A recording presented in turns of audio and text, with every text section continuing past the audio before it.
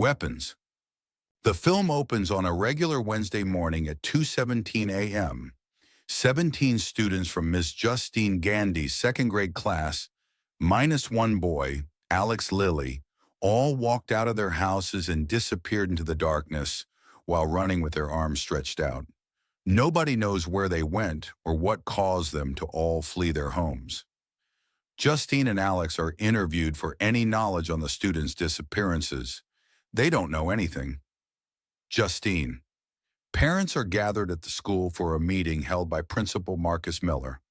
Almost everyone has blamed Justine for the disappearances, claiming she said or did something to them that caused them all to leave, even though Justine is just as worried for the kids as everyone else. Marcus does his best to protect Justine from the other parents' wrath, since they are calling for her incarceration. Justine copes with her depression by grabbing bottles from the liquor store. She gets anonymous, threatening phone calls from the parents. Later, while she is at home, someone bangs on her door, and she goes to see that someone spray-painted witch on the side of her car. Marcus puts Justine on a leave of absence, as it is also noted that she has overstepped her boundaries with students in the past, giving a hug to a crying student or giving another one a ride home. She later files a police report for the vandalism in the threatening phone calls. Later that night, Justine meets with her ex-boyfriend, a cop named Paul Morgan. They go to a bar. After school, Justine sees Alex walking home alone. She follows him to his house and tries to enter, ringing the doorbell but getting no answer. She then sees two people, Alex's parents, sitting on the couch very still, so she ends up leaving. Justine reports the weird scene to Marcus, who orders her to stay away from Alex's home. She then goes to the liquor store where she is attacked by Paul's wife Donna, who knows that they slept together, so she pours vodka all over Justine until the clerk subdues her. Justine later has a nightmare that she is walking into her classroom in the middle of the night, and all of her students are sitting at their desks with their heads down. Alex puts his head up and seems to be wearing some kind of creepy clown makeup. Justine wakes up and is frightened by the appearance of a creepy red-haired woman on her ceiling. The next day, Justine follows Alex home again and tries to see if he's okay. He says he is, but when she keeps pressing, he yells at her to stop following him. Justine spends the rest of the day spying on the house until she passes out drunk. During the night, a mysterious woman walks out of the Lilly house and enters Justine's unlocked car to snip off a lock of her hair. Archer. Archer Graff is among the concerned parents in Maybrook, as his son Matthew was one of the kids who went missing. He frequently re-watches a Ring camera video of Matthew running out of the house at night and heading in a straight line. Archer goes to speak to Captain Ed Locke at the police station, but they have no new leads or information on the kid's whereabouts. Archer is among the many accusing Justine of having some involvement, and he is also later revealed to be the one that vandalized her car. He then goes home and dreams that he is chasing Matthew through the woods, but ends up back at home, seeing a rifle in the sky with 217 on the side. Matthew is back in his room sleeping, and Archer tearfully tells his son he loves him, despite not telling him as much in real life. When Archer shines the light on Matthew, he instead sees the same creepy red-haired woman that Justine saw, grinning at him. Continuing his investigation, Archer visits the home of the Baileys, Gary and Erica, whose child also vanished. He asks to see their Ring camera footage of their kid leaving. Erica is uncomfortable with it, but Gary allows him. Their daughter also ran in a straight line like Matthew did, and Archer tries to pinpoint the exact location they could have run to on a map. Archer then drives to a gas station where he sees Justine filling her car. He goes to talk to her, which she thinks is another confrontation. They then see Marcus running towards them with his arms out like the kids, with his eyes covered in blood as he charges towards Justine. Archer gets him off her, and she runs into the convenience store while Archer tries to hold Marcus off. Paul is seen going through his day at the station, talking to Locke before going on patrol. He sees a young man, James, trying to break into a building. Paul calls him out, leading James to make a run for it. Paul eventually catches up to James and tackles him to the ground. While searching James's pockets, Paul accidentally pricks his finger on a used needle. Paul punches James hard in the face, but then realizes his dash cam saw the whole thing. Paul just tells James that they are even now and for him to get the hell out of Maybrook. Paul later goes on his date with Justine. As soon as he gets home in the morning, Donna can quickly tell that he was having an affair. As Paul is walking back outside, he sees James walking toward the station. Paul angrily begins to pursue him. James is shown to be a junkie living in a tent in the woods. He tries to sell useless junk to fund his drug habit. After his run-in with Paul, James breaks into the Lily house to find stuff he can pawn off.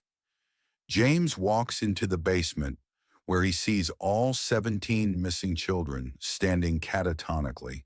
He is startled by Mr. and Mrs. Lily, who start to follow him until he runs out the door. By his tent, he also spots the creepy red-haired woman waving at him.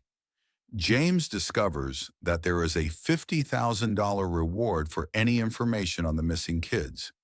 He reluctantly goes to report this to the police station, which is where Paul spots him again and goes after him.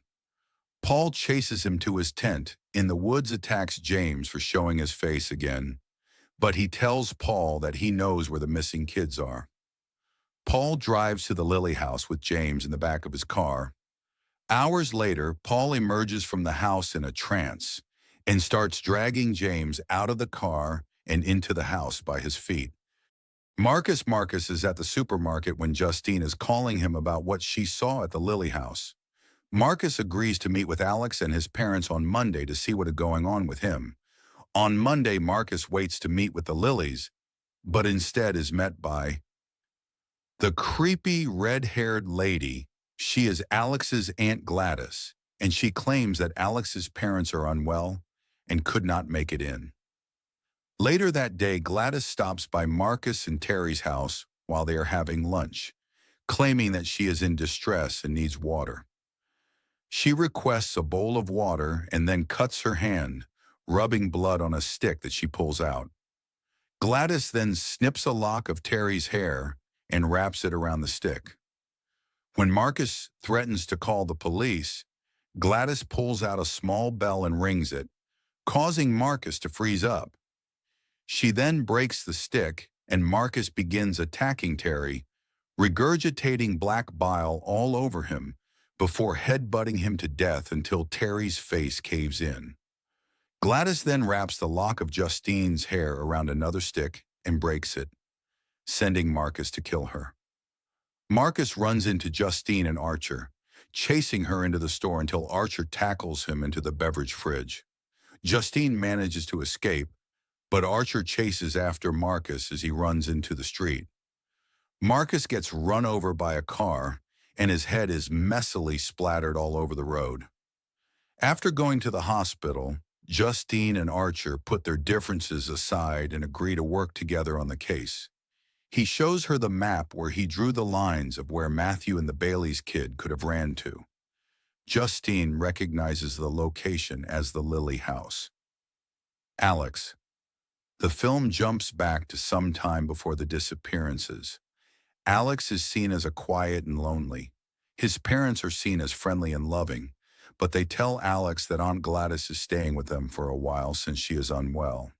He peeks into her room and sees that her red hair is a wig, and that she keeps a small tree in her room for the branches that she uses in her rituals. Alex returns from school one day to find both of his parents in a catatonic state, while Gladys looks somewhat healthier. When he protests over why his parents are acting weird, Gladys breaks one of her sticks and causes Mr. and Mrs. Lily to start stabbing themselves in the face with forks until she decides to make them stop. Gladys threatens to harm Alex's parents if he tells anybody about what she is doing with them. Alex spends time keeping quiet and having to feed his parents. Gladys starts to grow weak again, and she requests that Alex bring an object from each of her classmates so that she can get better and finally leave. Alex takes the name tags of every student from their personal bins, and Gladys tears them up and creates a concoction that summons the children to the Lily House at 2:17 a.m. Back in the present, Gladys has Mr. and Mrs. Lily standing behind a salt line that she orders Alex not to step over. Justine and Archer decide to make their way inside the Lily House, but Justine steps over a salt line and triggers the possessed Paul and James to attack her and Archer. At the same time, Alex steps over the salt line and causes his parents to chase him. Justine peels part of Paul's face with a potato peeler before taking his gun and shooting him. Archer fights with James until he ends up in the basement where the kids are. Justine blows James's brains out and goes to find Alex. Archer tries to find Matthew, but Gladys finds him first. The now possessed Archer goes to attack Justine. Alex locks himself in the bathroom and takes a branch from Gladys' tree. He pricks his finger, smears his blood on it, and wraps a lock of Gladys' hair on it before breaking it. Gladys realizes something is wrong, and the 17 children soon start stampeding out of the basement and towards Gladys. The evil witch then runs out of the house in a panic, going through the neighbors' houses while the kids scream and break through windows and fences.